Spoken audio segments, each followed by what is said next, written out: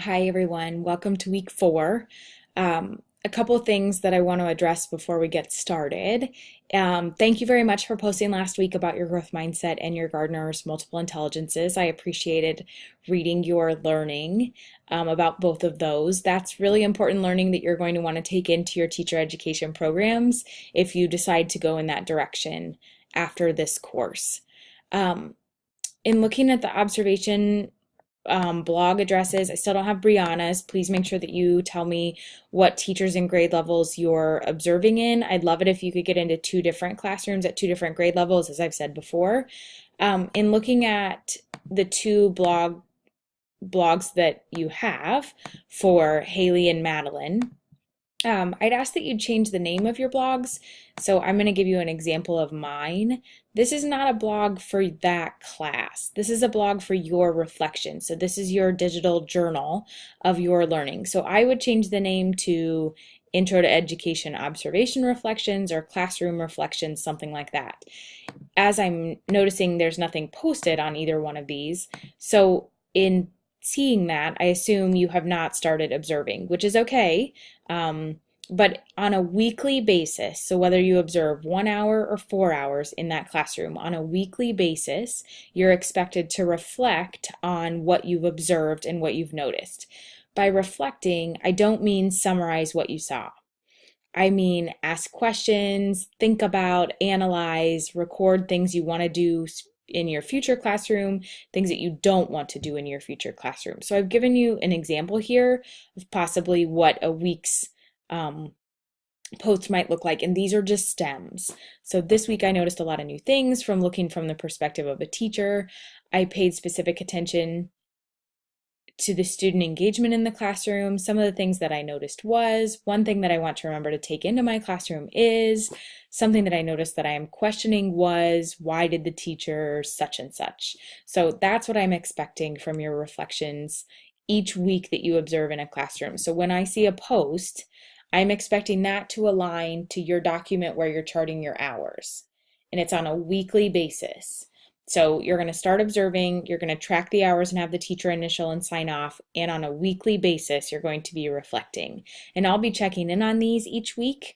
Not saying that you have to observe every week, but you do have 7 hours due by spring break.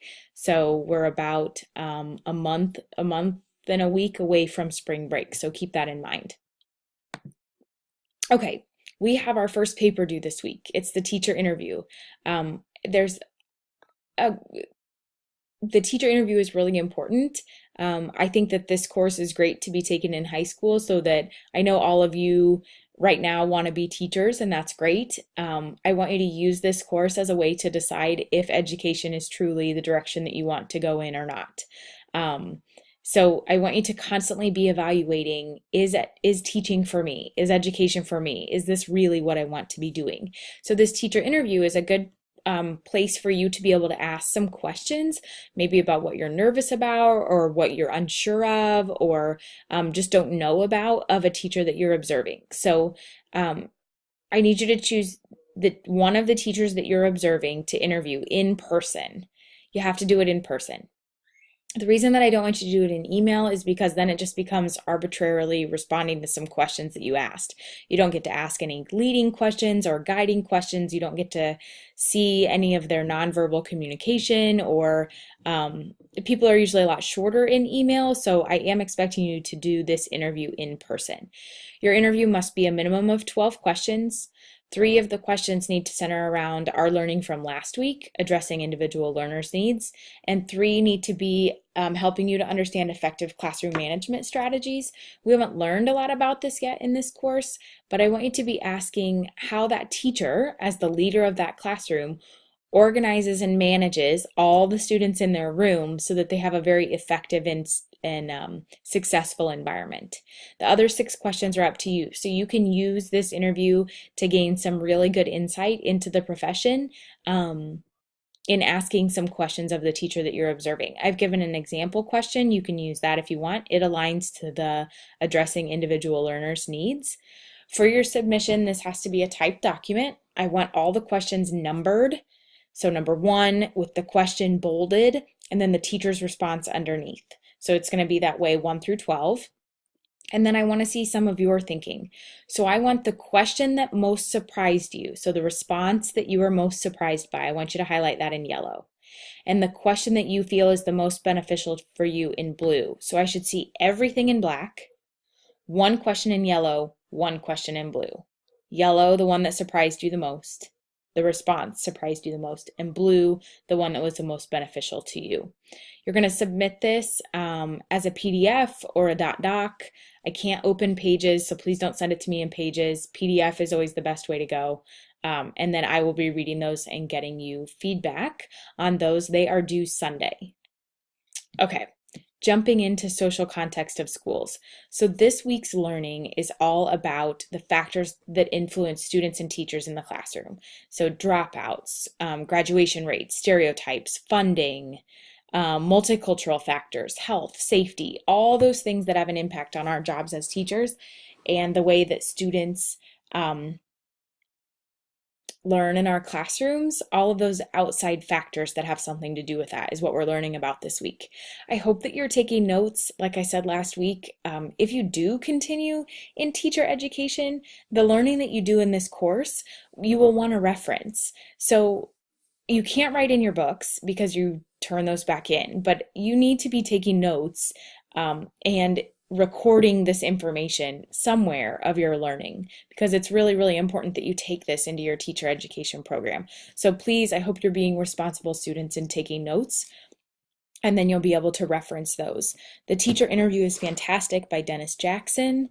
There's great, great information in this chapter, so please pay attention. It talks about, my favorite quote is the research, it's on page 120, that research shows that teachers can change students' negative stereotypes and perceptions of themselves by treating students as capable and talented. Teachers can have amazing, amazing impacts on students if they're positive, if they believe that every student can learn, and if students trust that they truly believe that, and they hold students accountable for learning. It's amazing the impact that you can have on students if you do those things. And research shows that you can change the way that students negatively think about themselves. That's unbelievable. It's amazing to think that you could have that impact on other people. That's why I love being a teacher. This week I'm going to ask you to dig into a couple things. On page 118, there's some data. I'm asking you to dig into data and practice digging into data, because that's something you're going to have to do as a teacher. We use data all the time. One of you last week referred to having learning checks versus graded quizzes, which is a fantastic idea for growth mindset, but it also refers to you're already thinking how you're going to collect data on how your students are learning. After every single lesson that a teacher teaches, they should be collecting data, student work, something that's showing what each student knows and possibly doesn't know after that lesson. And then you have to use that data, that student work, to make decisions. Do you move on? Do you need to move faster? Are kids getting it? Do you have the data to support that?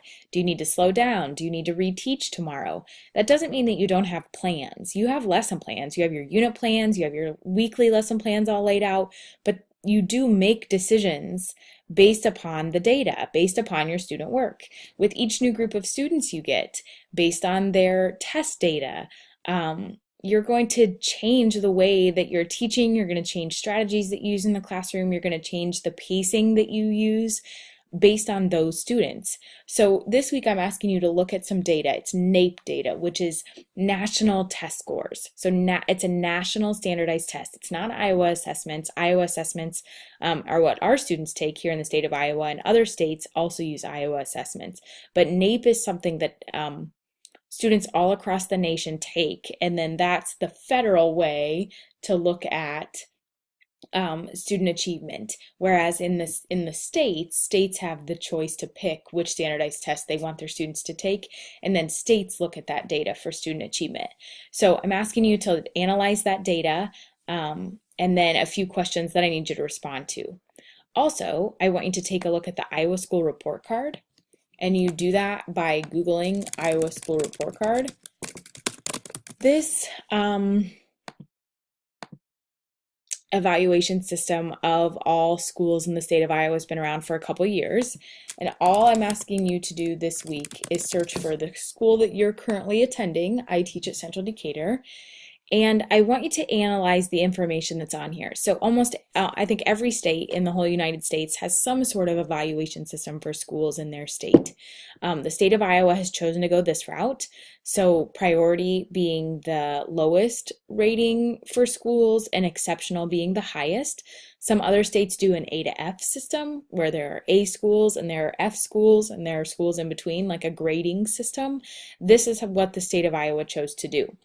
What I'm asking you to do is analyze this data. Most of it is based on Iowa assessments, so proficiency, closing gap, college and career ready growth, annual expected growth, college and career readiness is all based on Iowa assessment results for your school.